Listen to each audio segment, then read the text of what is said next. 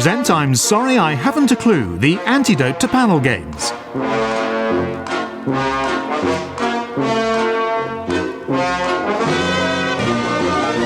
At the piano is Colin Sell, and your chairman is Jack D.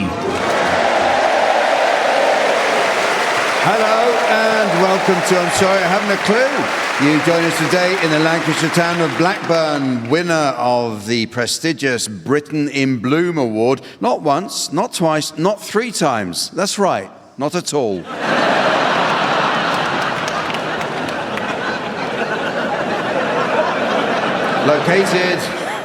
Located at the site where a major Roman road once crossed the River Blackwater, Blackburn has a rich historical heritage. Interested visitors can see many fascinating Roman antiquities at the Blackburn and Ribchester Museums, an original spinning jenny in the Helmshaw Mills Textile Museum, and for those with an interest in Victorian antiques, an absolute must is a visit to the Blackburn Rovers Trophy Room.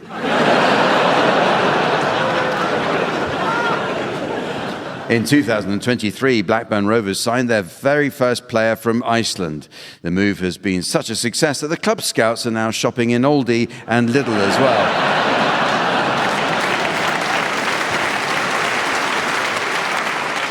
World-famous opera singer Kathleen Ferrier was brought up on Linwood Road in Blackburn. Famously known as the second most famous woman in the world after the Queen, Ferrier once staged a gala performance of La Bohème in this very theatre. 50 years later, an anniversary performance was held here in her honour, starring none other than Luciano Pavarotti, or as he was known locally, that thin lad.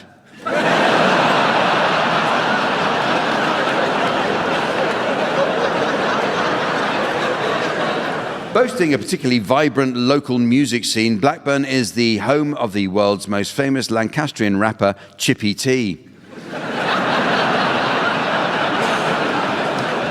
And other Lancashire towns have inspired some memorable songs, from Burnley, Chippy Chippy Cheep Cheep, from Clitheroe, Ribble Ribble, Your Face is a Mess, and of course from Blackpool, Sign On You Crazy Diamond.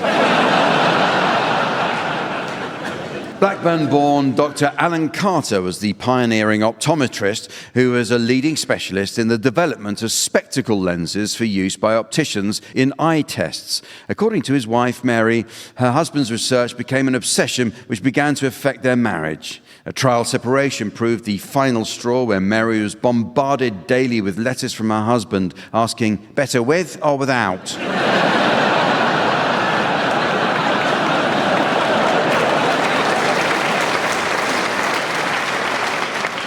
Blackburn has links with America due to a mutual interest in the cotton industry, and amazingly, the world's first Western was filmed in Blackburn in 1899. Shot by legendary local filmmakers Mitchell and Kenyon, the film featured cinema's first ever quick-draw gunfight, a brawl in a saloon, and a laconic Lancashire sheriff, Tex Piss.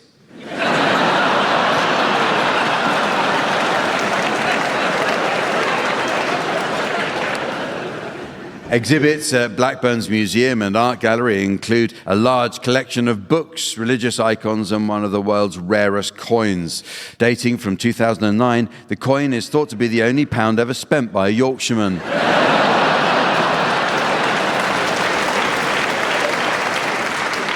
The Holly Tree Fish and Chip Shop in Pinewood sells Blackburn's most famous food, the John Bull. According to the chip shop owner, the John Bull is best enjoyed with a portion of chips and consists of savoury mince cooked in beef fat, sandwiched between 2 potato slices and deep fried in a crispy batter with secret ingredients, which are hopefully statins.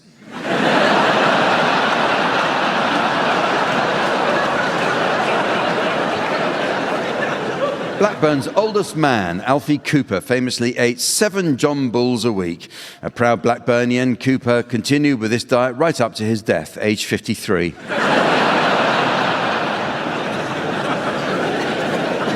Let's meet the teams.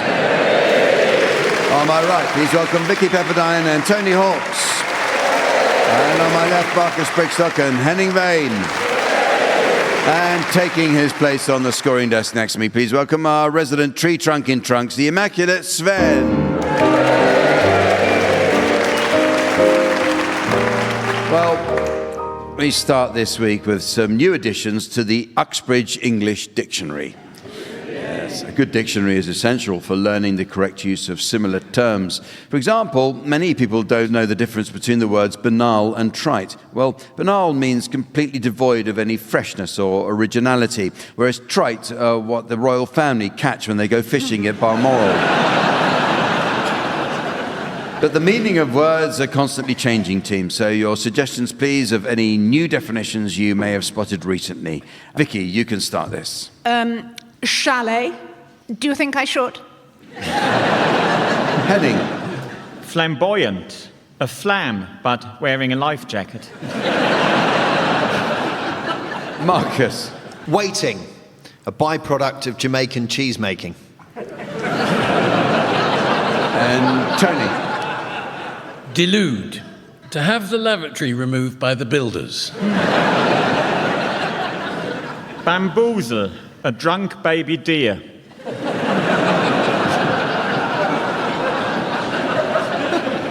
Dandelion. Big cat in a cravat.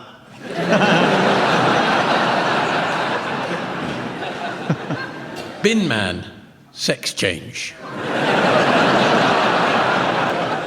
Plutocracy. Society ruled by an orange dog. Frog spawn. Photos of Kermit's junk. Teas made to make fun of the cleaner. Distrust. Slagged off Liz. Prank. What Japanese pirates were forced to walk. Plankton. Village for thick people. Teacup. A rise in the price of tropical hardwood.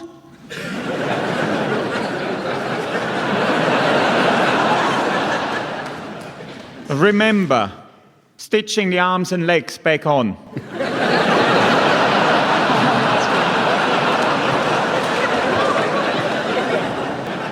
Muttered. Dog poo. Muttered. Francophile. Whittling away the edges of a Spanish dictator.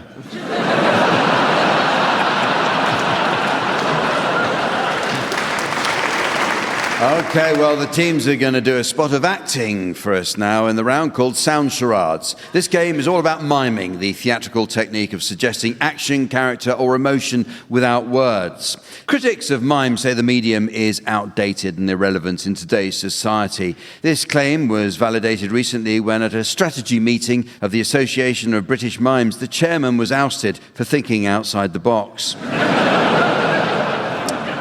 In our version of the game entitled Sound Charades, team members are permitted the use of their voices. Marcus and Henning, you're to start, please, and your title will shortly be displayed to the audience via the laser display screen, while here, for listeners at home, is the mystery voice.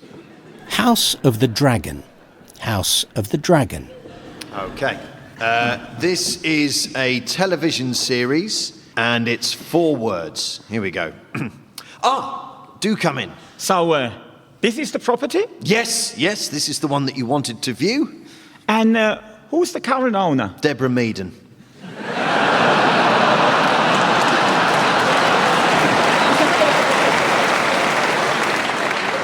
Dragons. Yeah. Oh, Dragon's Den. Right, yes. So, Dragons. House of the Dragon. Yes! Well, you've got it straight away, but this radio show has to last half an hour, so let's have another. Here's a further title going up on the laser display board for you, Tony and Vicky. And here once more is the mystery voice for listeners at home. 28 days later. 28 days later. So, film, Yes. 3 words. Correct. Oh, hello. I need my roof reslated. I'm told you can help. That's right, I'm a slater.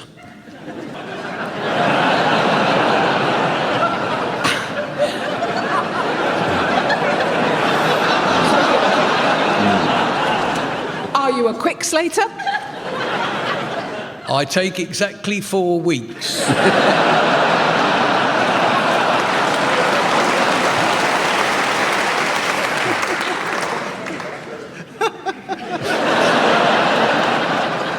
Tremendous work. Well done. Thank you. Have you got it? No.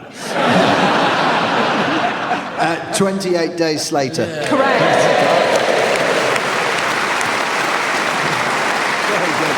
Okay. Final title is being displayed for you, Marcus and Henning, and here once more is the mystery voice for listeners at home. The Seventh Seal. The Seventh Seal. Ah, yes. Okay, this is a film you're looking for, and it's 3 words. That's right. Hello, boys and girls, and welcome to the SeaWorld Blackpool's production of Snow White.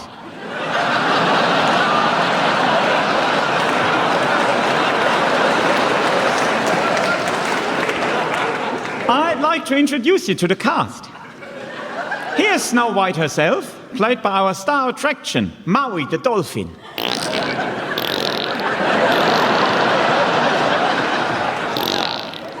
And let me introduce you to her friends, the dwarfs.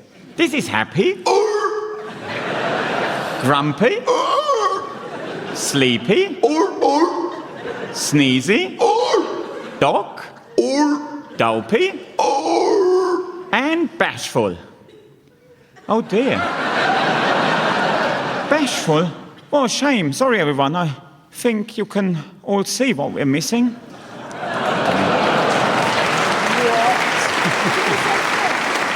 On 3 words. Right. Seals are in it, are they? Mm-hmm. Seal. SeaWorld production of Snow White. SeaWorld production of Snow dwarfs. White. Played by Seals. Yeah. Most of them made a sound, didn't they? They One did. Bashful didn't. How many of them made a sound? About 5. Right. Is it 5? That's right. 5? It's famously, isn't it? Snow White and about 5 dwarfs. Something to do with seals. I had never heard of that movie either. No. The 5th seal went, "Orr!" The 6th seal went, "Orr!" But the... 7 silent seals. Right. Honestly. The 7th Seal. Is this like a film? The Seventh Seal. Yeah. I just said the 7th Seal, but is that it? That was it. We were brilliant. Yeah. Yeah. Well, the next game is called Consumer Competitions. We all love a competition and the chance to win a prize. Just look at the ongoing popularity of the National Lottery. Only last month, following a surprise win at the lottery, one lucky Darwin man was able to purchase his local football team, Blackburn Rovers. Just imagine what he could have bought if he'd got 4 matching numbers. Well, in this game, teams, I shall provide you with the sort of unfinished opening statement that well-known companies and brands send out to people who enjoy entering competitions. And your job is to finish it off, okay? So here's the first statement that I want you to finish off. I park my car with NCP because... I prefer a roof over my head when I'm dogging. True. Okay, here's another one for you to have a go at.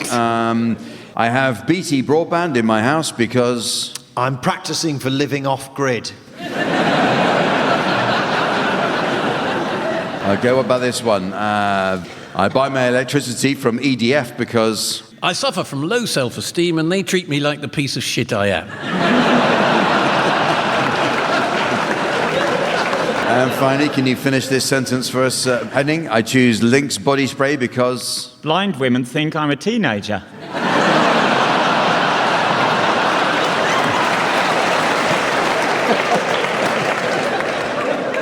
Okay. Well, it's now time to play the game called Mornington Crescent. First, I notice our postman prostrate under the weight of a letter. It comes from a Mrs. Trellis of North Wales. She writes, Dear eBay, very disappointed with his second-hand telescope. Barely does the job. 2 stars. Yours sincerely, Mrs. Trellis. Well, on with the game, and since we're here in the proud town of Blackburn, we'll be playing the game according to Lancashire rules. And so, obviously, as a trained actor, I will slip effortlessly into the local vernacular. Yes. So, up teams, pin back the lugs and catch on to the local protocol. Destinations are applicable, albeit a boon and a for the laterals, but diagonals are regradely in both circumferences. So, there's no point mithering about the Wigan Directive. It's nubber a guideline as laid out by Willie Eckerslike.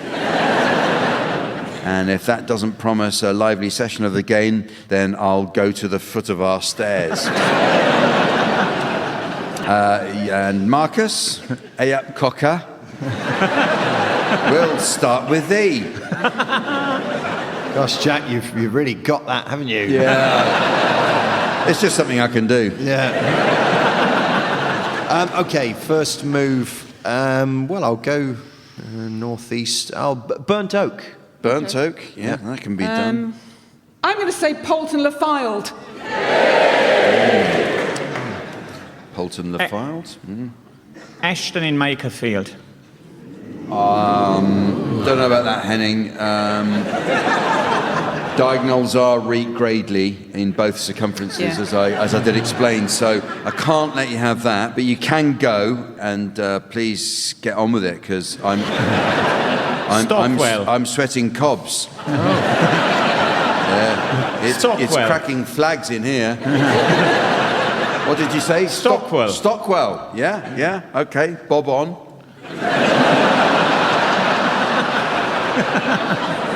It's actually, for an inexperienced player, Henning, that's a brilliant move, actually, Stockwell.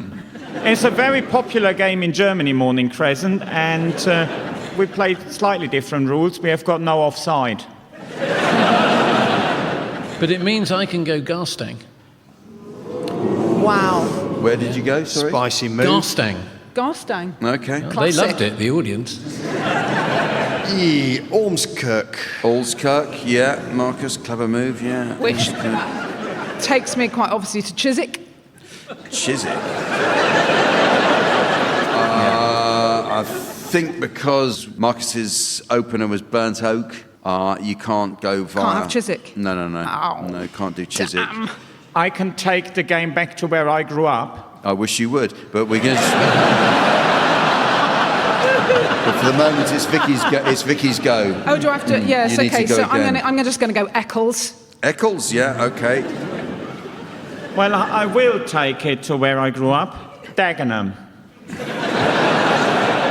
Dagenham. Is he allowed that? He's allowed that. He's well, actually, let's have a scan. Oh, just no. Shut your pie hole. I'm thinking. Well, he's opened the door for me to go Skelmersdale.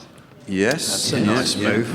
Okay. Got a list of towns here, and it, funnily enough, got my nickname when I was a younger man, Clit Hero. No, sorry, Clitheroe. It's Clitheroe. Small misreading there.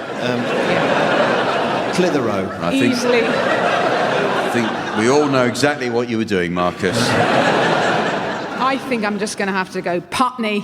Oh, yeah, Gio. Gure. Yeah. Have you heard, Jensen? But Putney's all right, yeah, no, you're bob on with Putney, all right, yeah. Putney Bridge. Ooh. I don't believe it. Mornington Crescent. Yes, it is, yeah. Oh, sorry, just give me a moment to get out of character.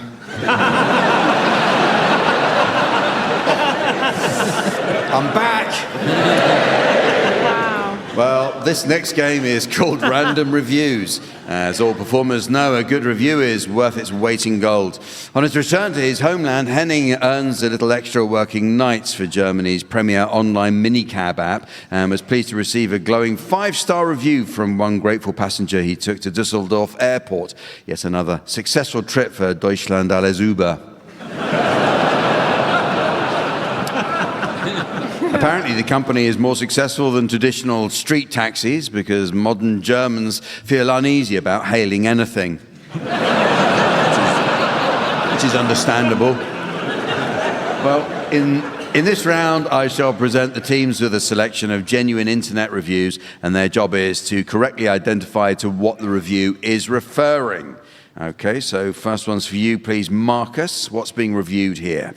Very ordinary by comparison to others, quite small and relatively new. Rishi Sunak. It was a TripAdvisor review for Blackburn Cathedral. Vicky, what's being reviewed here? Doesn't even remotely bond. Timothy Dalton. The review is a review for Loctite Superglue Power Gel with precise nozzle. Henning, what's being reviewed here? It's been a long while since I had one, and it was nothing like the ones I had as a kid. A custodial sentence.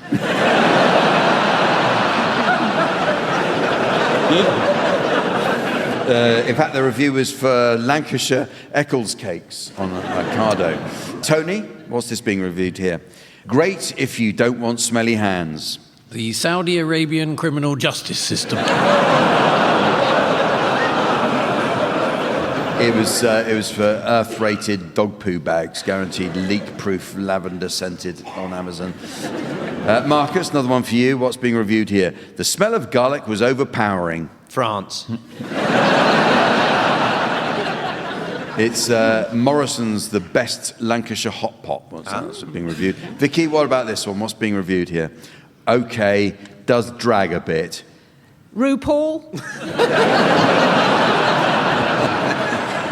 The answer was it was a review for Priest, a love story, Amazon erotica. Henning, what's being reviewed here? Did deflate pretty quickly, which was disappointing. The Hindenburg.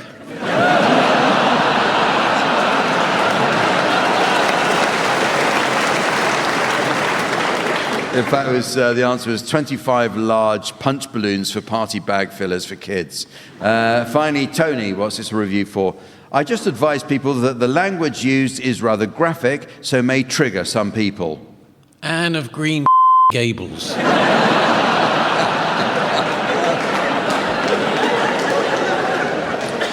was a review for Priest, a love story on Amazon erotica. Okay, well, here's some for any of you to have a go at. Nice fit and fastens well with Velcro. A Boeing 737 MAX door panel. It's actually a high-vis vest on Amazon. What about this one? What's this a review for? Not very strong, and a gust of wind can actually open it. A Boeing 737 MAX door panel. No, it's a high-vis vest from Amazon.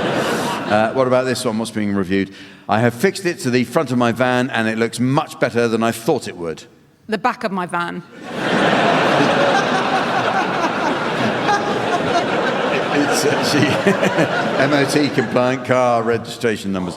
What about this? What's this a review for? The Queen arrived safely with a couple of workers, but sadly infertile.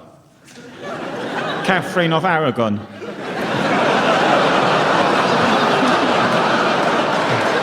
It was a live ant starter kit, Queen with eggs and workers on Amazon. What's this a review of?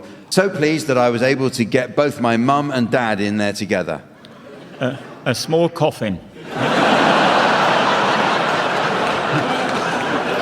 In fact, it was you're not far wrong. It was a scatter tube for human ashes.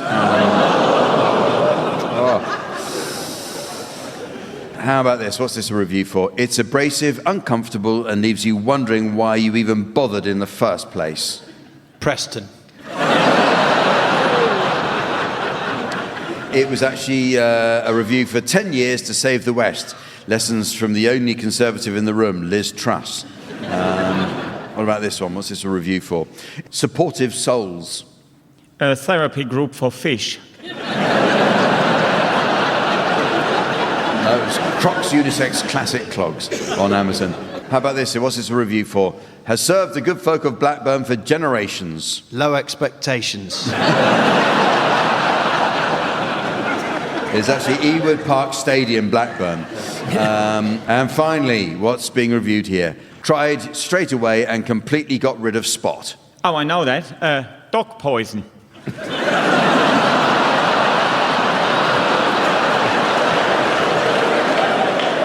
It's actually a review for something called Dots for Spots, Pimple Patches. Well, it's very nearly the end of the show. Yes, but there is just time to fit in a quick round of dentist or bedroom. In Lytham St Anne's, Britain's longest-serving dentist recently celebrated his 60th year in practice. In his honour, the Princess Royal unveiled a plaque, which was later removed by the hygienist for £200. So in this round, I'd like you teams to come up with examples of phrases that might be overheard both at dentists and also in the bedroom. You can start, please, Tony. You're going to have to open wider than that. Vicky. Right, let's get you numbed up. Henning. I didn't feel a thing. Marcus. I'm afraid both of these holes are going to need filling.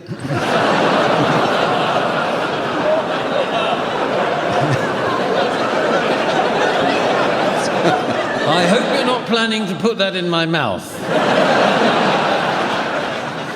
Had you thought about bleaching? Because some of these areas are very discoloured.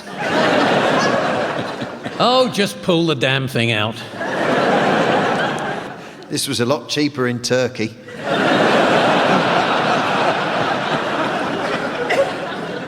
Which of you kids wants to go first?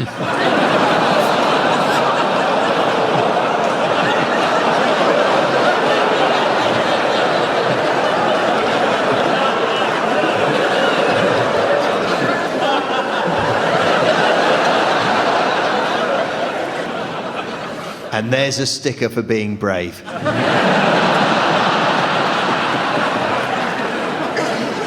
And so, ladies and gentlemen, as the taut tightrope of time is gingerly traversed by the daredevil of destiny until the freak footfall of fate leaves him nursing the throbbing testicles of eternity, I notice it's the end of the show. So from the teams, Sven, myself and our audience here in Blackburn, it's goodbye. Goodbye. Marcus Brigstocke, Tony Hawks, Vicky Pepperdine and Henning Vane were being given silly things to do by Jack D, with Colin Sell setting some of them to music. The programme consultants were Fraser Steele and Stephen Dick, and the producer was John Naismith.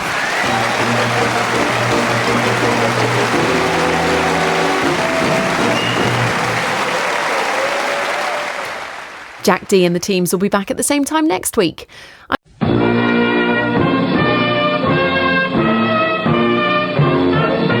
We present I'm Sorry I Haven't a Clue, the antidote to panel games.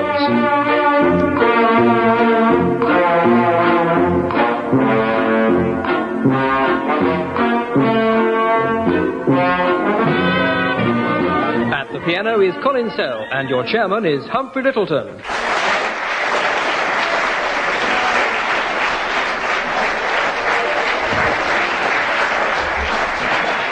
Hello again and welcome to the programme in which the cut and thrust of volatile debate fuses with the explosive shafts of sparkling wit in equal parts to form an unparalleled load of rubbish. Let me introduce the two teams. On my left, Barry Crust and Graeme Garden.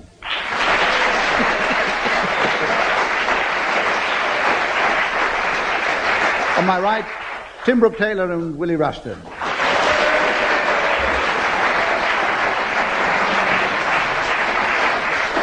They play a series of games which are utterly pointless until I award points, which I do, as you know, every other week. And the first round we're going to play is the one we call Last Episode. In this round, the aim is to put the last nail in the coffin of a long-running radio or television show and close the series in one line. Colin Sell will play the theme music, and I will award points for something.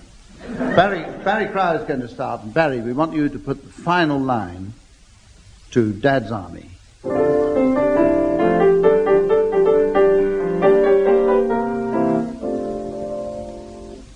Captain Mainwaring, what happens if a doodlebug comes right in here through the window? Stupid boy.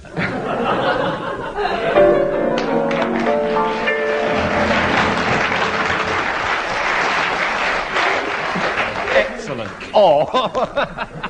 Willie Rushton, Will you put the final line, please, to upstairs, downstairs?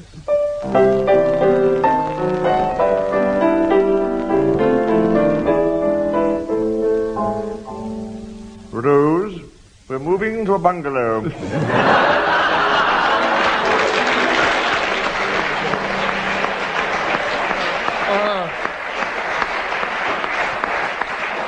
Yes, well done, Willie. That puts you in a virtually unassailable position. Graeme Garden. Not entirely, I'm still anybody's. So you are. I want no part of it. Oh, I don't know. Graeme Garden. Don't spoil it, Hump. Graeme, will you put the final line to Blue Peter, please?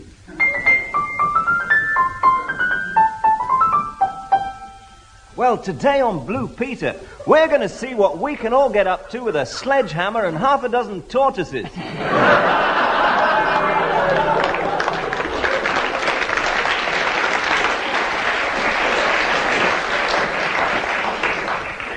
Tim Brooke-Taylor, you've got a job on your hands. We want you to put the final line to Star Trek.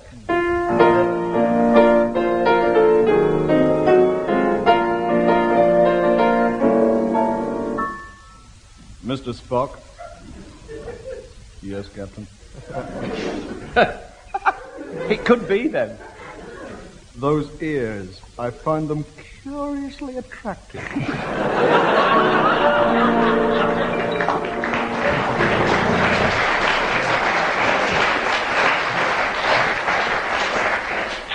And at this point in the programme, I ask you to believe that I introduce a round that's played at the end of the programme to give the teams time to think of names for people arriving at the estate agent's ball.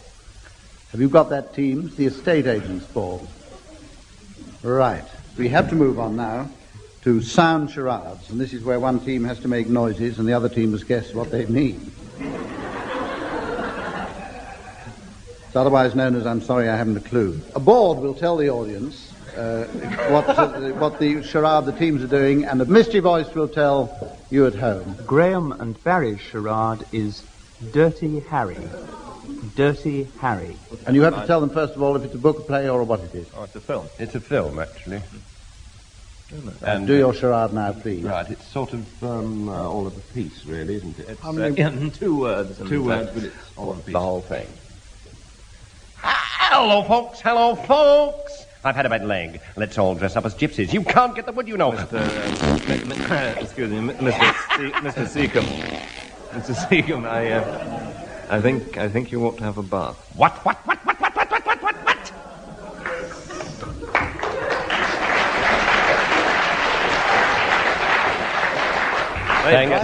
Thank you, ladies, gentlemen, and geese. This is Ingmar Bergman's classic Wild Raspberries.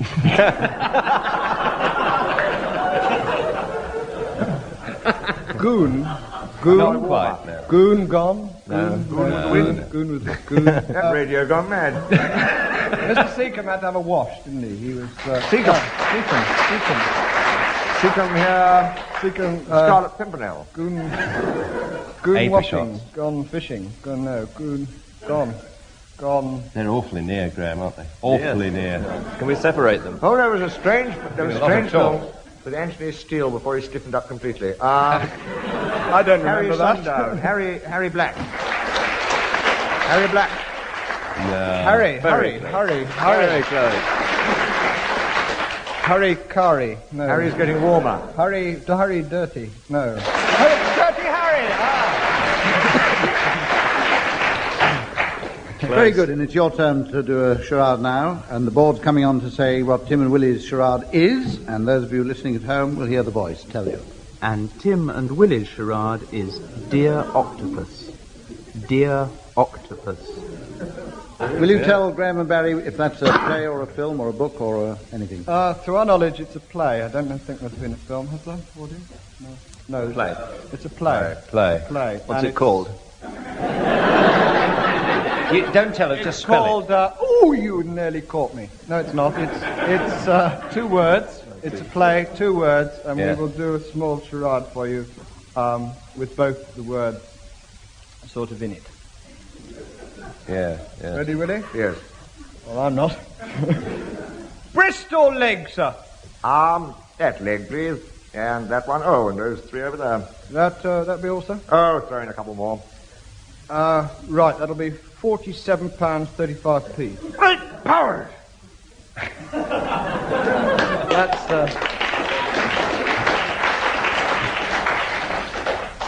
That's really told them, isn't it? Almost as a giveaway. Dead giveaway. Chicken. Chicken leg. Calling me chicken. Anything to do with... No, obviously not to do with chicken. Due to the lack of hand upon hand. Not chicken, it's legs. Legs 11. Leg. Legs 12. I thought it was getting cold. Legs. Legs is obviously... well, yes. It is, isn't it? Of the essence. Yeah. A play with legs in it. I don't get what it is. Pyjama top. Pyjama top. You went too far with legs 12, I'll tell you. Is it sort of a pun, a play on words, the use of the word legs? Legs 10. Yeah. Legs. No, it's not. That's a legs clue. 9. Legs aren't on the card.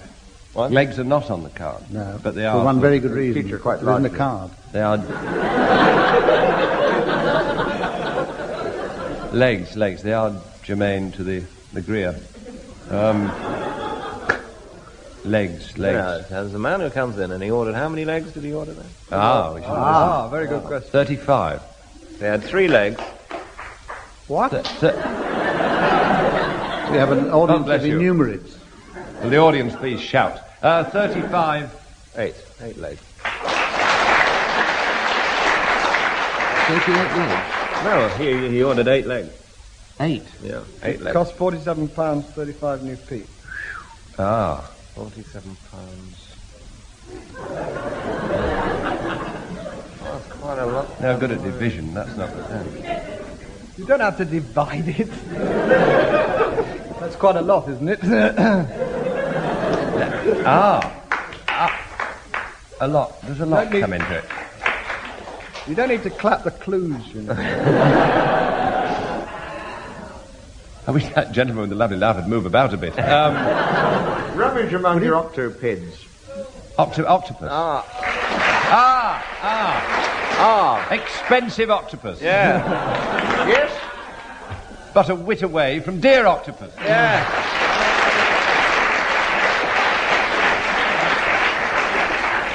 £47 By quid. Quite obvious. I get terrified of silence on radio.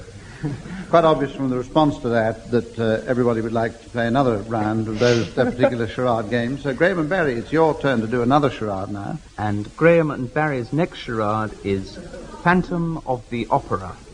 Phantom of the Opera. Having looked at the board, Barry, will you tell Yes, the opposing team whether it's a play or a film or what? To our knowledge, it's just a film. I'm not sure about that. Graeme disagrees. Book, thank you very much. Gentleman in the front row who wins the coloured television. See them later. Was it the book of the film or the film of the book, though? Will you please do your... sorry. How many words? Will you please do your 4. charade? 4. Yep. 4? 4. Well, Right, here comes the charade, and we're doing them all at once, you know, not it's messing about, it's just the whole thing. Go. Tell me, Tom, what do you really like? Well, Eamon, I'm very keen on La Boheme, Yes.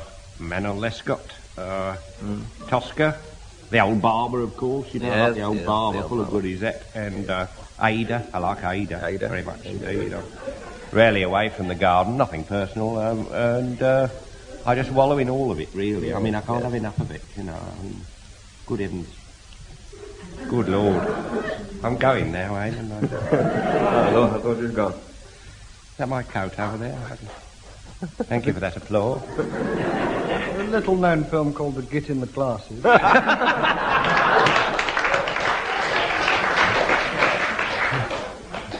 Opera, has that got anything to do with it? Oh, dear. Phantom on the opera.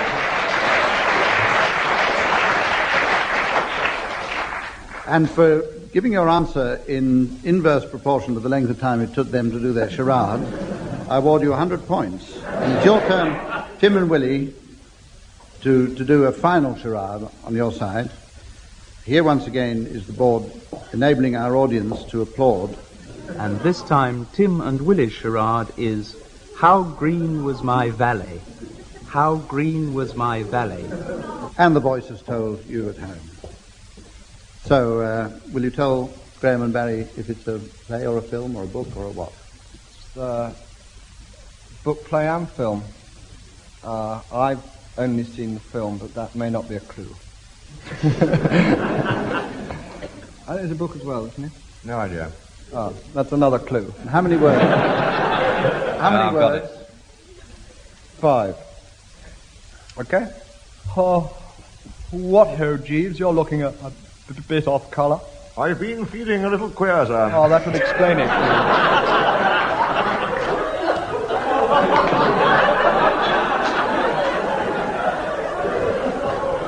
Barry and Graeme, will you try and guess the answer to... Does Woodhouse have any... No. No, what a pretty idea, though. Butler. Thank you. Butler. Butler. Jeeves, butler, servant, footman. What the butler saw. Footman, tweenie. It isn't butler. No. The operative word. No. He's retired now. In these 5 words. Feeling a little queer, got anything to do with it? Anything at all? That's very Yes. colour, in a funny sort of way. Yes, you're looking a bit off colour. Hello. A ripple. Does a colour feature in the title? The Red Butler. No. The blue. Black. Green. Green, 5 words. How green was my valley?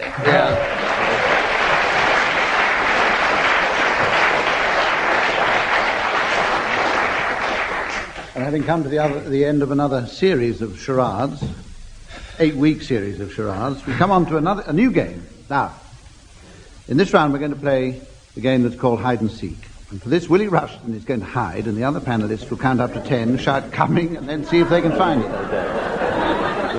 The audience can help again this time by telling them when they're warm. So you 3, start counting. 1, 2, 3, 4, 5, 6, 7, 8, 9, 10. Coming! Ready or not? Ready or not? Here we come.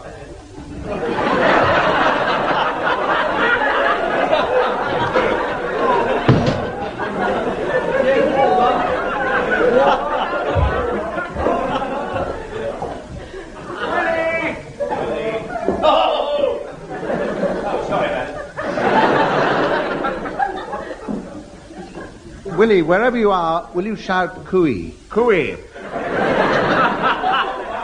he is. Found him! Found him!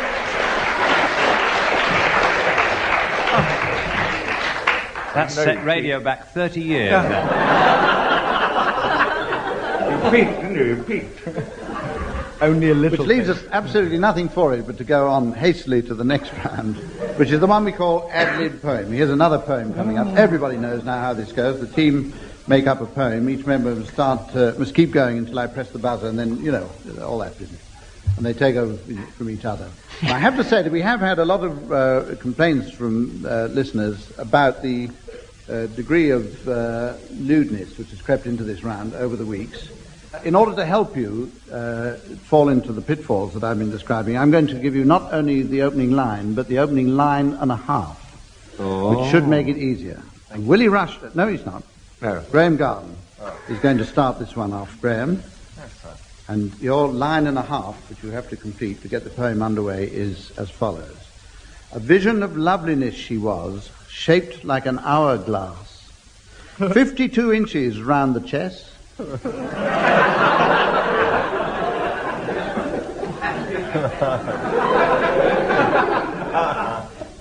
52 inches round the chest. But the rest of her was a farce. She had a comely figure, some would say, and others not. Personally, I found the chest a bit much, but I was fairly attached to her bot. She was a funny lady, a governess of note. When I say governess, I mean a lady who runs the tote. What pathetic. Nurse. Nurse, I want to go to bed again. When I say the tote, that's the place where you bet on horses. Oh, thank goodness. At race courses, they are found. Oh, yes, I said race courses. You bet upon a horse, you see. You place a wager there. On the horse that you most fancy. I say the colour of its hair, the way it looks, the way it sports when wandering round the paddock. Or then again, you might go home and have a nice plate of boiled haddock.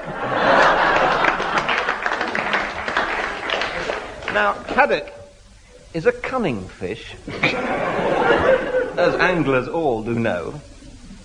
For if you try and bait your hook with worm or slug or dough and drop it in the briny deep, a haddock for to catch. It's good, that, wasn't it? Excellent. Wish I'd stayed awake for With it. luck, you might catch one, or more luck, a batch. Of haddock I am talking of. In words so strange and puerile. Don't, don't. But haddocks, they're a canny fish to fry, or even to stew while you are awaiting for the pan to sizzle. When you fancy a tasty meal, in sunshine or in drizzle, you sit at home, your buds salivate, you think, oh, what a nosh. When it comes to horse racing, haddocks will not wash. To put your money on a fish, in, say, the National or the Derby, you don't remember an actress whose name is Fanny Carby? Wholly incidental, but she doesn't bet on fish. But haddock fans will be glad to hear about another dish. Anyway, that's by the way. And back to fishy things. Imagine you are out at sea. Wearing water wings. And suddenly a swordfish comes and pierces wings so fast. You try to swim to shore, fortunately clinging to a mast. The mast has come from yonder ship, a ship I spy afar. But I've just had a thought that did occur a few moments when I stood outside the door ajar. Those who say you can't bet on fish, I beg and plead that you hark. If you can't bet on fish, then how can you explain Haydock Park?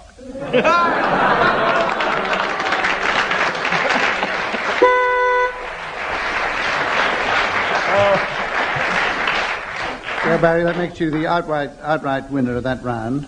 We go on to the blues, where each team will give the other a topic for a blues, which they then improvise, making up the words, especially those of the first line, completely out of their heads. Accompanied by Colin Sell at the piano. We haven't done much in this round, but don't worry, because the Musicians' Union rate includes danger money and a pension for premature old age. Tim and Willie, you're going to sing first, and therefore... Yep. Graeme and Barry, will you give them a subject? Yes. Well, we thought it might be quite droll to say the Telly Savalas blues. Say it. Telly Savalas. Will I wake up this morning? Oh! This will come as no surprise to some of you. I woke up this morning thinking a blues about boring, balding Telly Savalas. Oh, that's a hard one. Sorry, Willie. I'd rather sing a blues about Grace Kelly. Yeah. I hope you'll beg my pardon. During the Grand Prix de Monte Carlo, she said, "Ooh, look, Prince Rainier. There are Ferraris at the bottom of our garden."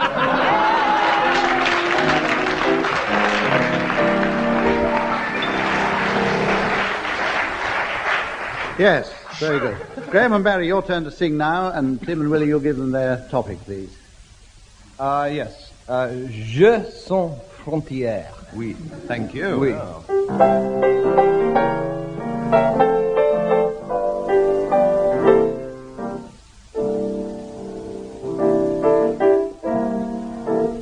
Je me reviens ce matin et je joue je sans frontières. Encore une fois, bis, bis. Je me réveille ce matin et je joue je sans frontières. And if you can't understand that, I'll get Eddie Waring to translate. I'll get it over that.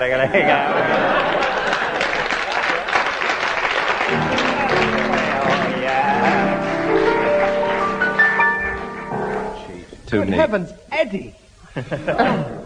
Which leaves us with not a moment to spare at the last round, which is where I sit back and enjoy the team's various suggestions for the late arrivals at the estate agent's ball.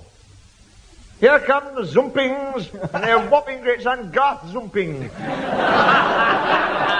Very welcome, please, Mr and Mrs Detached, and their son Sammy Detached.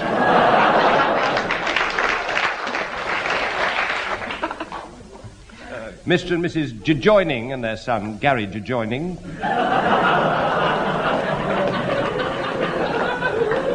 Mr and Mrs Cottages and their son Terry's Cottages, with of course many possibilities. Kindly restrain your contempt for Mr and Mrs Two Down and their idiot son Twerp Two Down.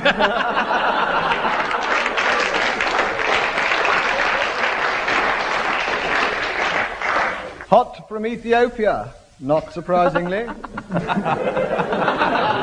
Mr and Mrs Desirable Residents and their son Highly Desirable.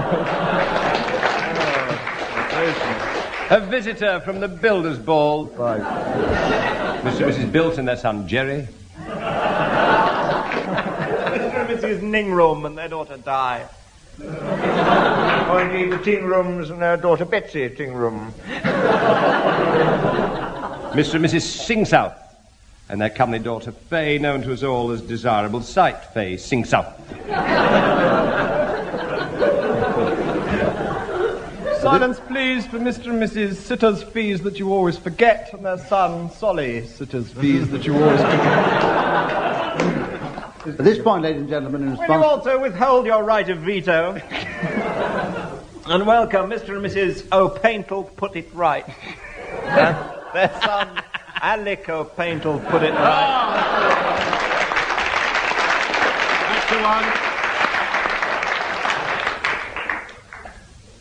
In response to despairing glances from the teams, ladies and gentlemen, the moment when I wind up the programme. Welcome, please, will you, Mr and Mrs Property That Will Suit You Perfectly, there's one born every minute, and their son Ivor Property That Will Suit You. And also, while you're in the mood, which I can see you're not, please raise both your hands and clap Mr and Mrs Eel for couple with children, and their daughter Ida Eel for couple with children. Which point? And will you also welcome A little Mr and rundown. Mrs Doze and their daughter from the continent, French Win. In response to despairing glances from the audience, it really has come for me to wind up the programme this week. We shall see you again next week, so from all of us, goodbye.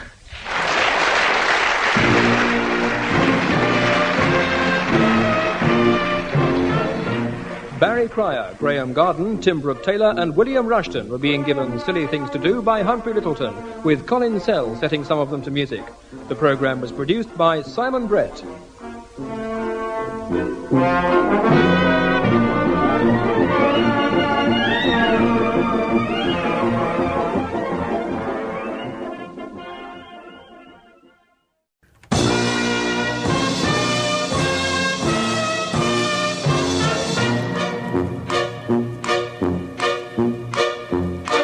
We present I'm Sorry I Haven't a Clue, the antidote to panel games.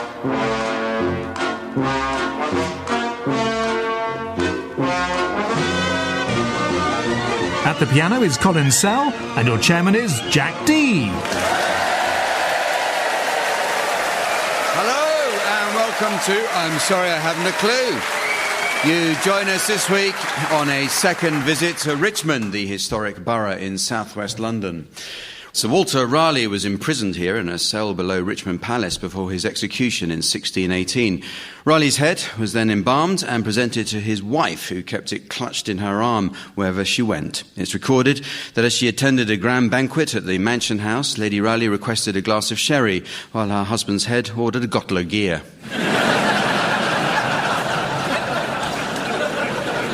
The evangelist William Dawson was a reformed criminal who preached here in the 1890s. Dawson returned from travelling in Central America with his newfound faith. He often told how he was woken in the dead of night by a soft voice saying, "Jesus loves you." Not words you want to hear in a Mexican prison cell.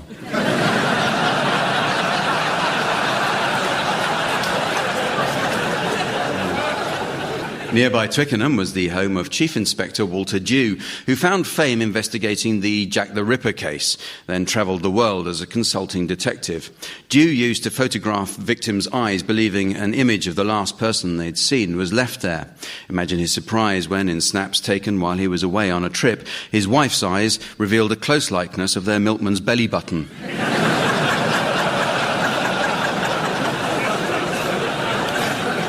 Another famous local resident is Trevor Bayliss, who invented the clockwork radio. But he's not alone in trying to make a living by getting people wound up listening to the wireless. Let's meet the teams. They are, on my left, Barry Cryer and Graeme Garden. And on my right, Tim Brooke-Taylor and Joe Brand. And taking her place at the desk next to me, please welcome our scorer, the ever-delightful Samantha.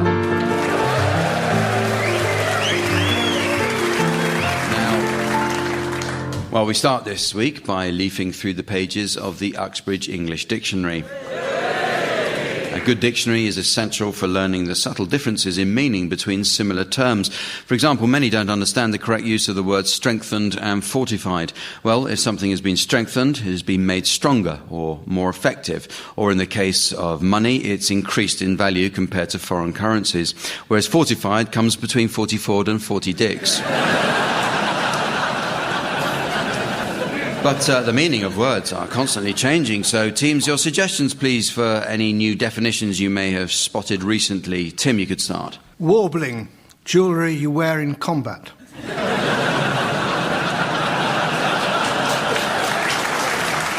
Barry? Gringo, Mexican traffic lights. Graeme? Spectator, a short-sighted potato. Joe? Egalitarian, one who only eats birds of prey.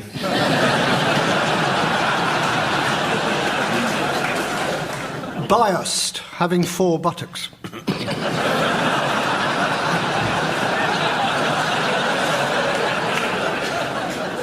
Blemish, the official language of Belgium. O'clock, an Irish clock. Potpourri, aroma of dried Teletubby. Wi-Fi, the eye of a wife. Odin, Irish noise.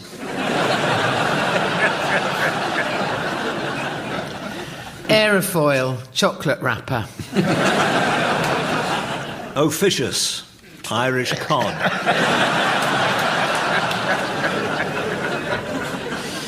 Canopy, a tin of urine.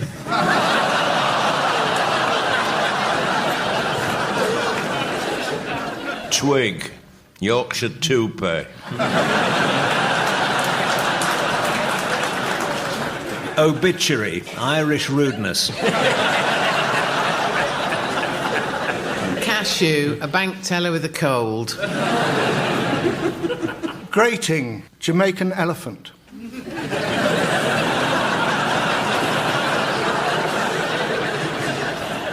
Acoustic, a Scottish cattle prod.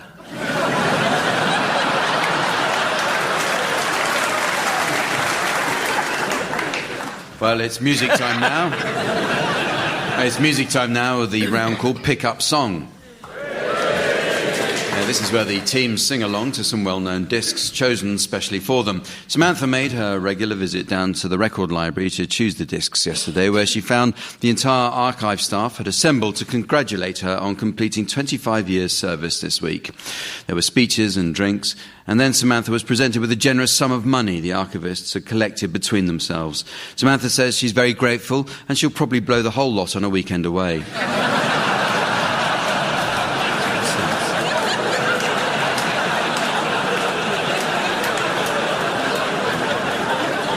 Samantha is back at the turntable and ready to give the discs a spin. You should sing along, teams, until she turns the volume down. If, when the music returns, you're within a gnat's crotchet of the original, I'll be awarding points, and points mean prizes. Nice to see you, And this week's prize will ideally suit every keen Yorkshire Terrier owner who wants to look at the latest in kennels for their pets. It's an all-expenses-paid trip to the Airedale Home Exhibition. So, Graeme, you're to start, and I'd like you to accompany Johnny Cash singing "'Cause you're mine, I walk the line."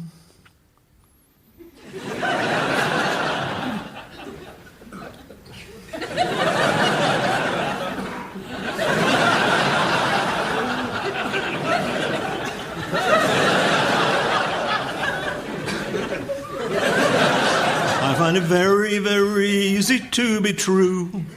I find myself alone when each day is through. I walk the line.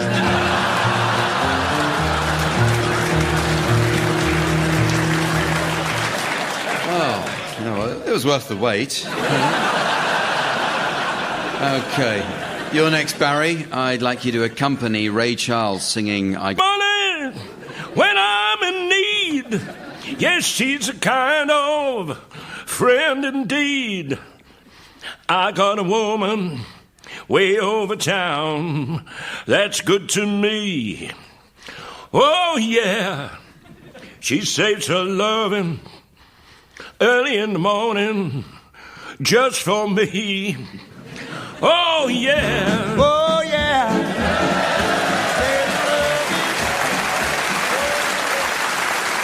Barry Cryer. I think you'll all agree I was remarkable, wasn't it? Well done, Barry. Considering he thought he was coming to a whist drive.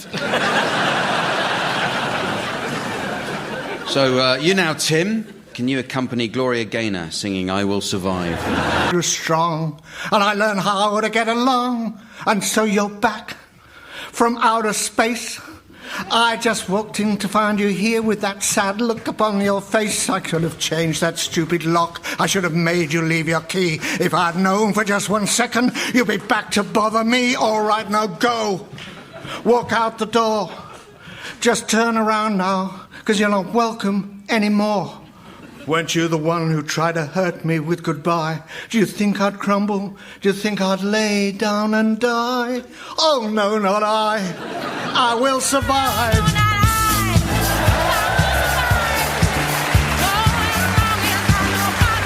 Very good, Tim. Very good. I think there was an attempt to clap along at some point there. It was either that or a lot of seats going up. Very hard to tell. Okay. Finally, last but not least, Joe, can you accompany Meghan Trainor singing All About That Bass? Joe Brand. Well, the teams are going to demonstrate the full range of their acting skills now in the round called This Won't Take Long. generally known by the title Sound Charades. The game was inspired by the old TV favourite Give Us a Clue, where teams used to mime the titles of books or films against a strict time limit. When the producers of the original game were suggesting names for a team captain, they asked who better than Lionel Blair. They came up with several hundred names, but chose him anyway. So, Tim and Joe, you're to start, please, and your title will shortly be displayed to the audience via the laser display screen. And for listeners at home, here is the mystery voice. Arsenic and old lace. Arsenic and old lace. Right, so you're guessing this one, Barry and Graeme, and our audience may care to clap if they think Barry and Graeme are getting warm. So off you go, please, Tim and Joe. It's 4 words, it's a play and a film, and it goes like this. Are you okay, Joe? You don't seem to be sitting too comfortably. Thanks for asking, Tim. It's a bit embarrassing, really. You see, I've just grazed my bum on this nail. You don't have some kind of tourniquet on you, do you, by any chance? Gosh, Joe, I'm afraid I've got nothing on me except this single worn-out shoestring. Would you like me... Would you like me to tie it to you? Be my guest? Oh, there you go. Wow, you've done this before, Tim. Not since boarding school, actually. The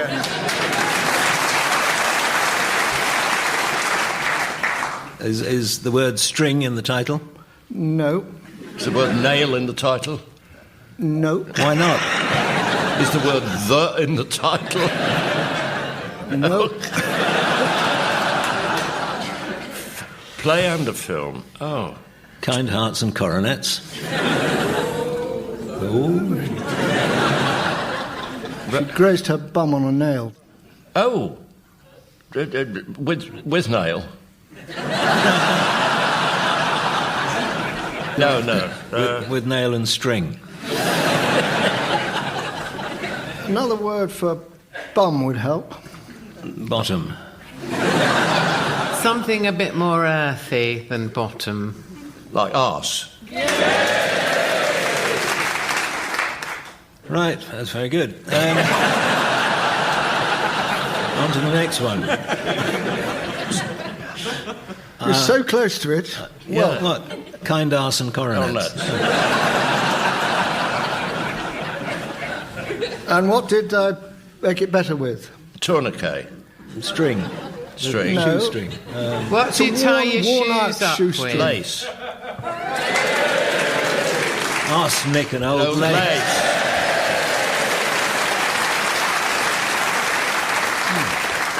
Well, that's one tooth out.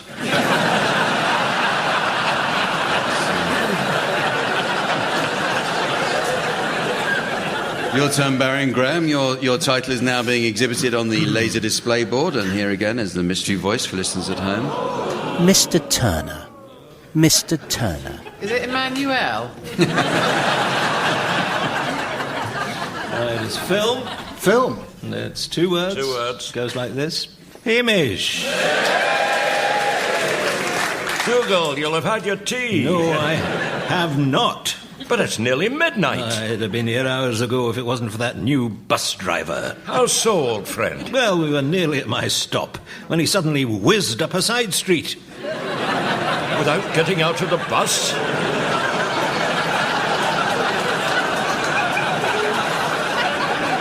No. I'm a cog. No, I dare say you are, but he was driving the bus. Oh, right. We were just about back en route when he zoomed off to the right up another alley, and then he was dodging left down the lane, right again. Heavens, the man's a menace. Oh, you'd swear the man can't drive in a straight line. Always diverting left and left and get him on a roundabout. You'll never get him off. Neither could I. James. Well, that explains what they call him. It certainly does.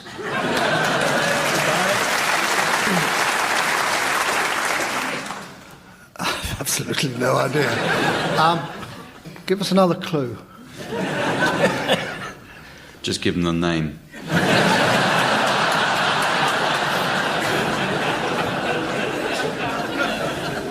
What does he keep doing? Swerving. No. Well, Oh, hello. It's a simpler word than that. Much simpler. Nuts. If you come to somewhere you want to drive to the right in the car, what do you do? Have a drink. You turn. Oh, there's that thing with Timothy Spaulding. Mr. Turner.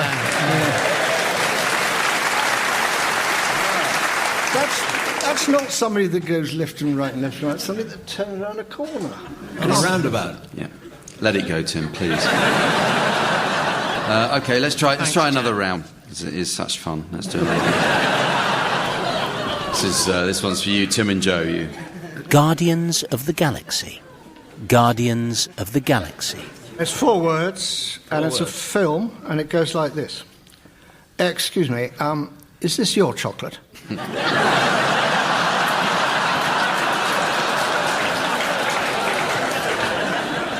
No, but me and my friends here are looking after it, so push off. Fair enough. Guardians of the Galaxy. Yeah. It's now time to play the game called Mornington Crescent. Well, first I noticed that we've received a postcard. It comes from a Mrs Trellis of North Wales. She writes, Dear NHS Direct, I contacted you months ago about earwax removal. I still haven't heard anything. Yours, Mrs Trellis. And on with the game, which, as it's the first in the winter season, will be played to bog standard rules. So points are scored according to the continuous chain method and will count towards league standings in the Armitage Shanks Memorial Bowl. Tim, you can start. Well, I better start with Waterloo. It's bog standard. Yep. Yeah. Well, Charing Cross. Yeah. Stockwell. Oh, right. Fairlop. Oh, nice one. Well, I've got to go to Barons Court then. You can't have Barons Court. Graeme has blocked your system with his Fairlop. I thought there was a continuous chain. No, there's a U-bend.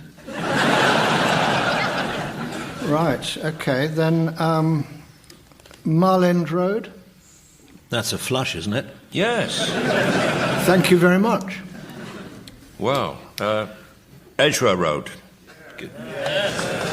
I think I'll be the one to decide.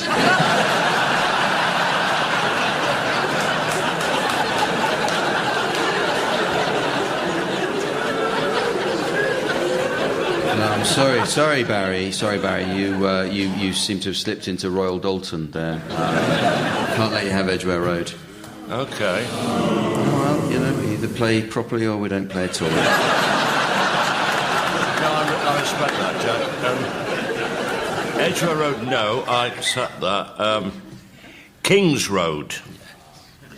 Yes, now I'm thinking Bakerloo here, but it might have to be Swiss Cottage. How appropriate. The audience didn't think so.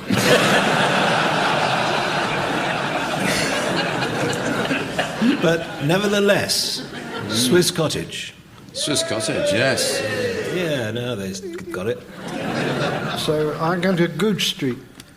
Is that on a continuous chain? Yeah, that's fine from Swiss Cottage. Absolutely. That's the method. St John's Wood. Yeah. Mm-hmm. Really? Yeah. I remember when people used to take this seriously.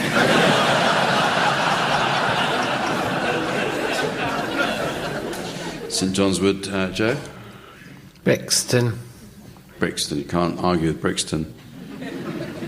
Oh. Brixton in the cistern. Saves water.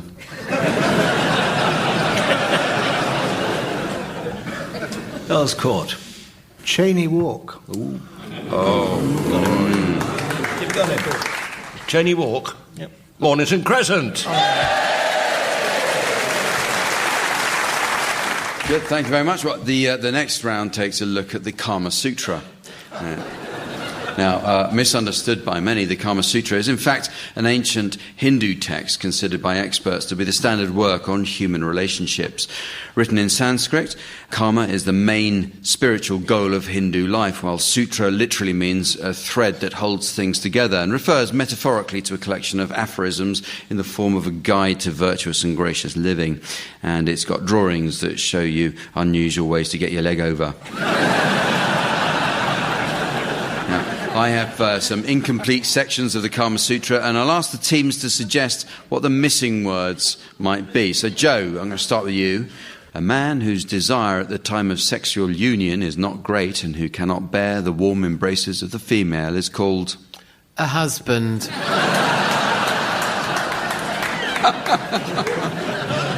It's got a man of small passion. Tim, one for you. This is the way to begin the Congress. The citizen should receive the woman who will come bathed and dressed and will invite her to take refreshment and to drink freely. He should then seat her on his left side and gently embrace her with his right arm. At last, when the woman is overcome with love and desire, and when the two are left alone, they should proceed... in a southerly direction. Actually, it says, as has been already described in the previous chapters. Vary from a chapter on which girls to avoid. The following girls should be avoided. One who has a projecting forehead. One who has a bald head. One who does not like purity. One who is... known as Arthur. In fact, a younger sister is what it says.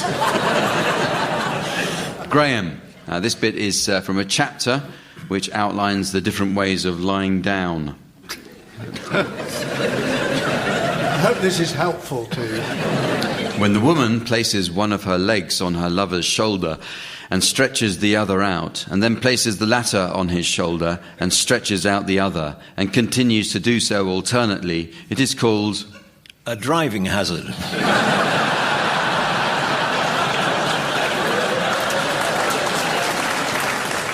The answer is, of course, the splitting of a bamboo. I know I said of course, I don't know. OK, well, here are some extracts for any of you to have a go at completing. When a man, under some pretext or other, goes in front or alongside of a woman and touches her body with his own, it is called... to the attention of the police. the touching embrace. When two people are walking slowly together, either in the dark or in a place of public resort, or in a lonely place, and rub their bodies against each other, it is called... dogging. When on the above occasion, one of them presses the other's body forcibly against a wall or pillar, it is called... hot dogging. It's called a pressing embrace. When the girl accepts the embrace, the man should put in her mouth a... pork pie. A tambula, or screw of betel nut. And finally, on the subject of gaining the affections of a woman, when they meet, the man should be careful to look at the woman in such a way as to cause the state of his mind to be made known to her. He should pull about his moustache, make a sound with his nails, and cause his own... penis to play a selection of show tunes.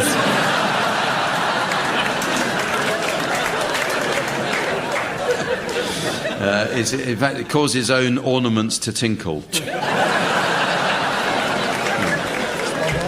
Well, as we move towards the end of the show, it's time for the Baker's Film Club. I'll ask the teams to suggest titles of movies that might appeal to an audience that enjoys baking.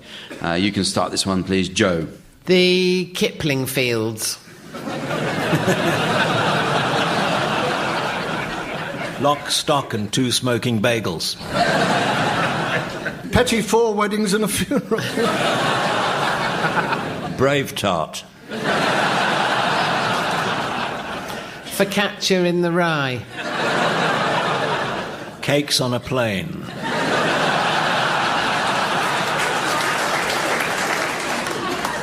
Black Forest Gump.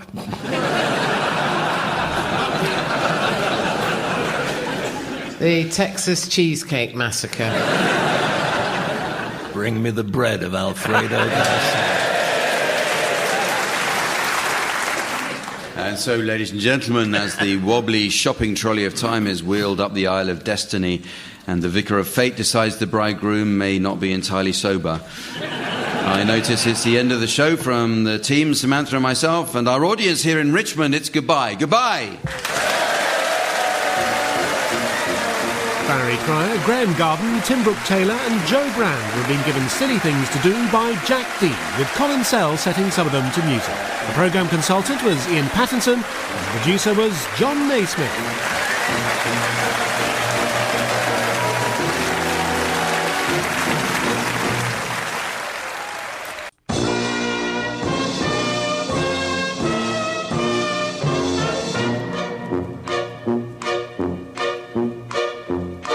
We present I'm Sorry I Haven't a Clue, the antidote to panel games.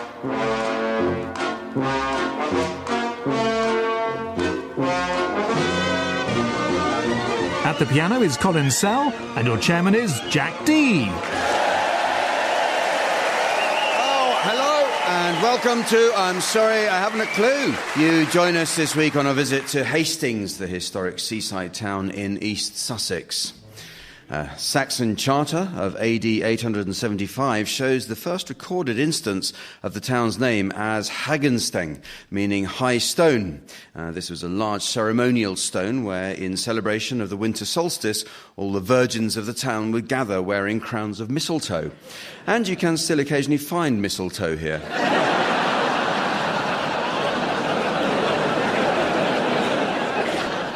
The Blue Reef Aquarium in Hastings includes Britain's biggest collection of nurse sharks. They're known as nurse sharks because they have to do lap dancing at weekends if they want to get fed. And it was there that it was discovered that the only mammal other than humans to actually enjoy sex is the dolphin. The keeper who made the discovery has asked us not to give his name.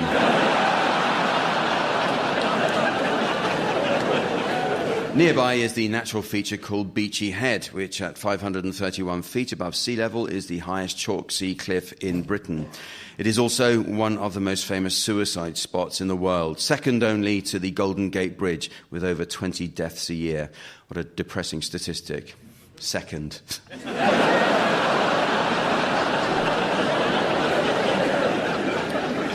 We are today guests at the White Rock Theatre in Hastings, which has 1,066 seats. This venue shouldn't be confused with the 1,939-seat White Flag Theatre in Paris.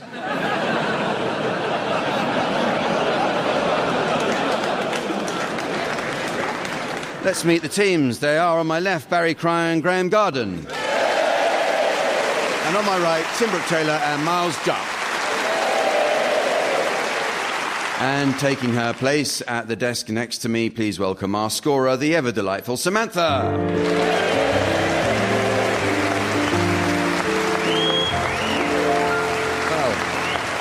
Well, we start this week with a look at unsuccessful book titles. As we all know, the world of publishing has undergone seismic technological changes, from e-books that can be found online to Kindles that can be found on South African birthday cakes.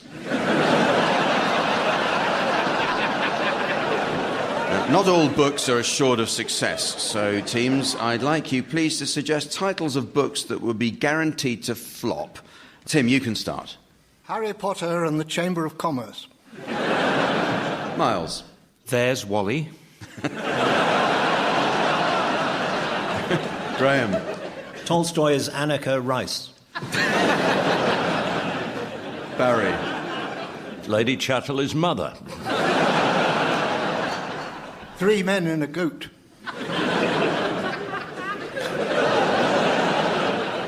We need to keep stum about Kevin. A Sale of Two Titties. The caterpillar who'd already eaten, thanks. Lady Chatterley's Loofah. The Visible Man. Toss of the D'Urbervilles. Well, now to a round called One Song to the Tune of Another. As a musical round, it'll play to the strengths of our own Barry Cryer, who for many years was the pantaloon-clad frontman of 70s prog rock giants Emerson, Lakeside, Thurrock. So we'll start with you, Barry, please. I'd like you to sing the words of Nymphs and Shepherds by Henry Purcell to the tune of Lee Marvin's Wandering Star.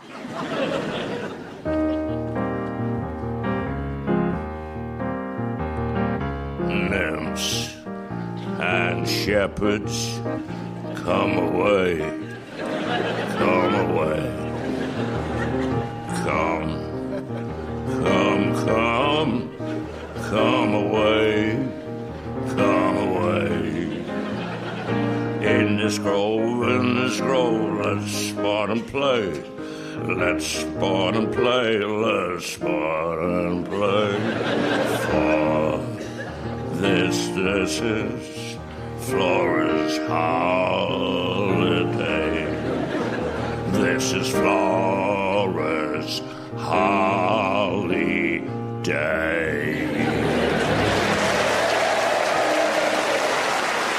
Good. Thank you, Barry. Well, you enjoyed that, but try walking him home at 2 a.m. when he's doing it. Not funny. You now, Tim. I'd like you to sing the words of Barbie Girl by Aqua to the tune of We'll Gather Lilacs.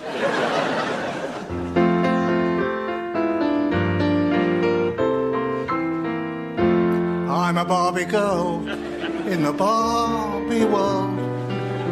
Life in plastic, it's fantastic. You can brush my hair, undress me everywhere. Imagination, life is your creation. I'm a blonde bimbo girl in a fantasy world. Dress me up, make it tight, I'm your dolly. You're my doll, rock and roll, feel the glamour in pink. Kiss me here, touch me there, hanky-panky.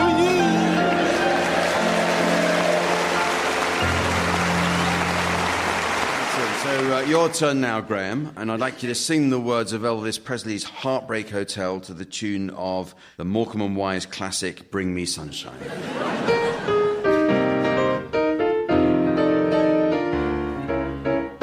Well, since my baby left me, I found a new place to dwell.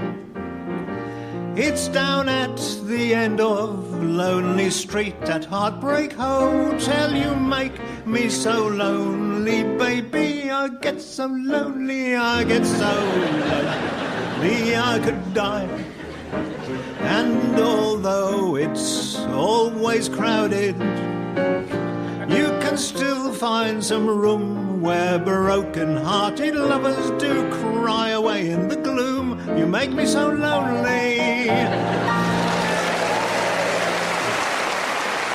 And finally, Miles, I'd like you to sing the words of the Marrow song to the tune of Bonnie Tyler's Holding Out for a Hero. Do do do do do do do do do do do do. Down the road there lives a man I'd like you all to know. He grew a great big marrow for the local flower show. And when the story got around, they came from far and wide. And when the people saw the marrow, everybody cried, oh, what a beauty! I've never seen one as big as that before. It must be 2 feet long or even more. It's such a lovely colour and nice and round and fat. Oh, what a beauty! I never thought a marrow could grow as big as that. I've never seen one as big as that before. As that before.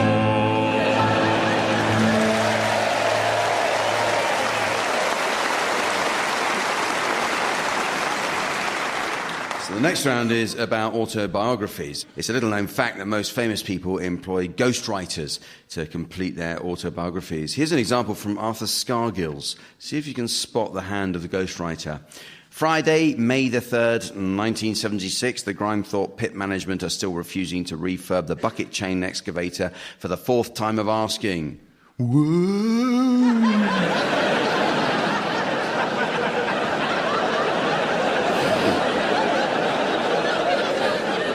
Okay, teams, I brought with me the first sentences of various celebrity autobiographies, each of which has been interrupted.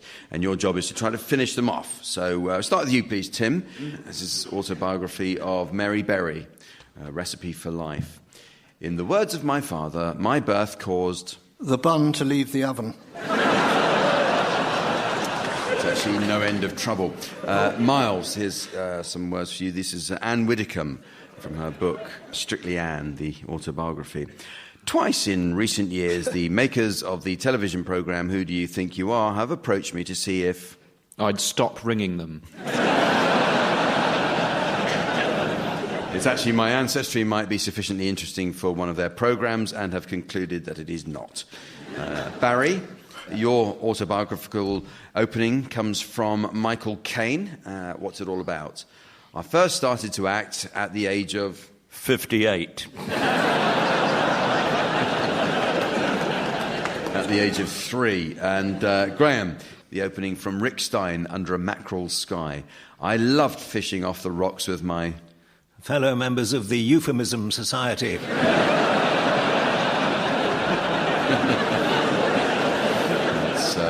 With my dad. So look, here are some for any of you to have a go at. This is the opening from Alan Carr, Look Who It Is, My Story. I remember running and touching a tree, any tree, and then running back to my father and then running to a tree that was a little further away, and then... wishing we had an indoor toilet.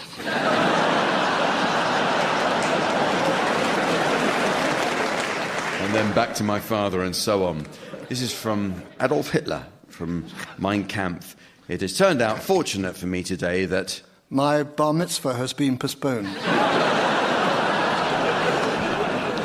It's actually that destiny appointed Bruno on the Inn to be my birthplace. This one is Sir Roger Moore, My Word Is My Bond, the autobiography. It was just after midnight on the 14th of October 1927 when Lily Moore gave birth to a 23-inch long... raised eyebrow with a small baby attached. Actually, a baby boy at a maternity hospital in Stockwell, London, SW8. This is the opening words from Eminem, The Way I Am. I knew I wanted to be a rapper when I... got a job in a gift shop. When I was around 14. Here's the first line from Noel Coward's autobiography, Present Indicative. I was photographed naked on a cushion very early in... the morning, having breakfast with a Moroccan sailor. It actually says very early in life. And finally, Raymond Blanc, Taste of My Life. When I was a child and it was summertime, my mother, Anne-Marie, would make a simple but delicious... tart for the whole village.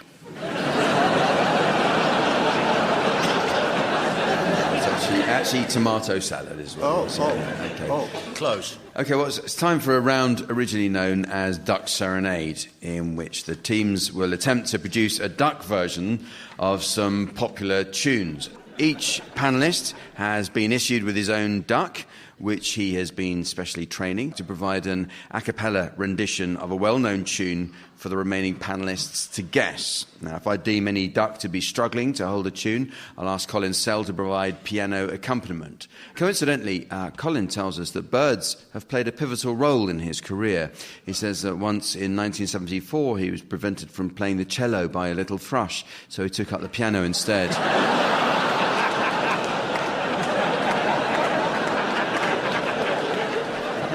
Okay, so teams, do you all have your ducks with you? Yes. Good. Excellent. Right. Well, Tim, you're to start. Please encourage your duck to perform for us now, please.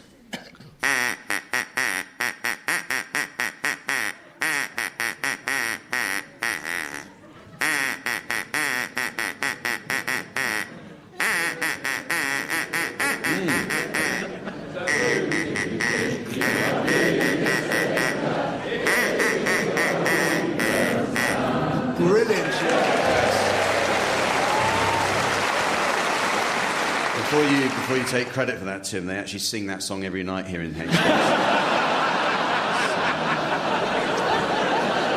Feeling still running high. Your turn now, Barry. Bit of a celebrity, my duck, actually. Is he? Yeah, I call him Quack D. You know, he does an amazing act, Jack. He won't do it now because it's radio. He tap dances on a biscuit tin. Does he really? Goes so well until the night the candle went out. But here he goes. Come on, son. Come on, son.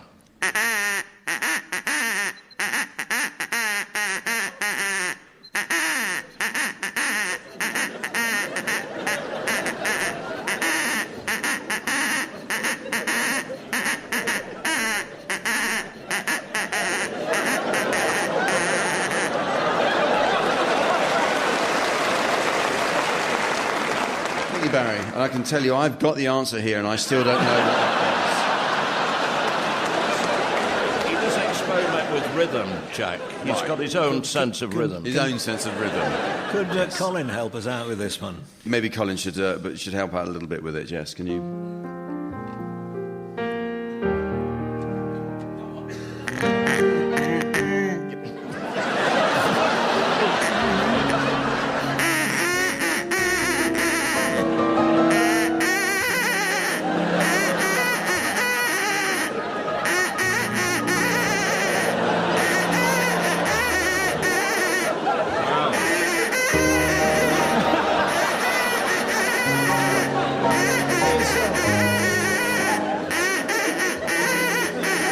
Is there a vet in the house?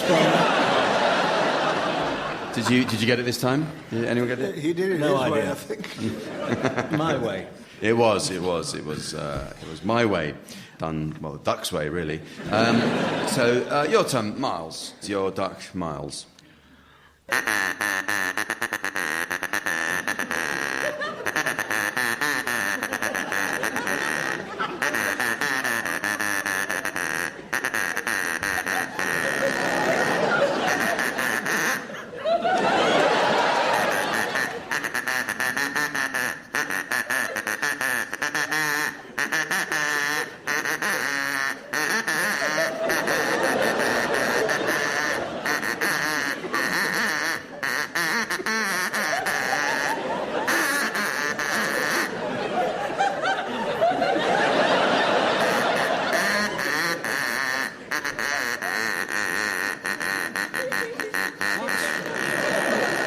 What's that you say, sweet?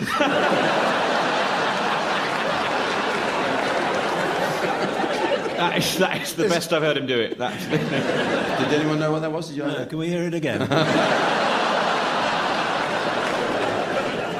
You might have to let us know what that was, Miles. Or not. That was the popular song "Let It Go" from the film Frozen. I've not seen it, but my duck's a big fan. No. So finally, it's Graham's turn. If you can get your duck ready and encourage... Thank you, Graeme.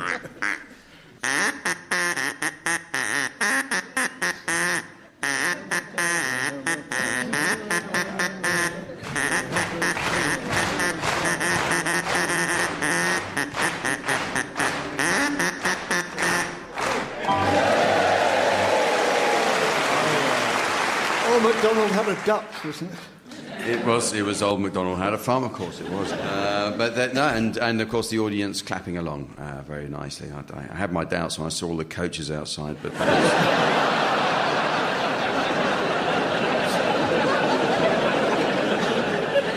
The next round is all about letters. In this game, each team will take it in turns to improvise the letters sent between two famous figures, with the players providing one word each at a time. So Barry and Graeme, I'd like you to start by composing a letter from King Harold to William the Conqueror, and then Tim and Miles will come up with a reply, and so on. So off you go, please, Barry and Graeme. Dear William, I am currently worried about the possibility that you might invade this land of ours.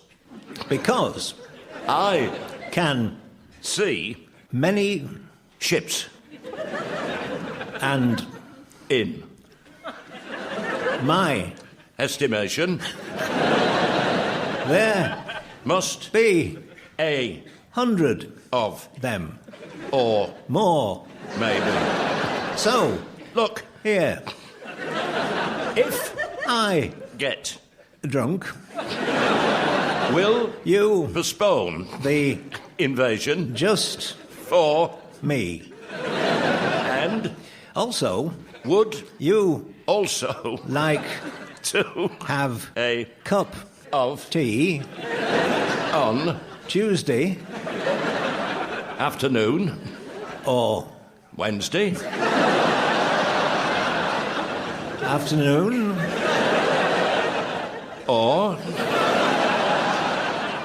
even Friday afternoon. So, How about it?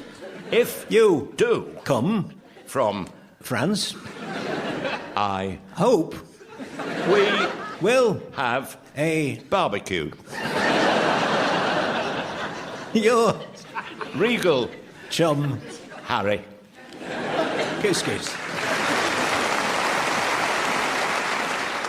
Dear Harold. I Do not like you at all you. silly Stinky English. bastard. I Prefer a Welsh. woman. Ideally One called Hilda. my Wife is called Harold. named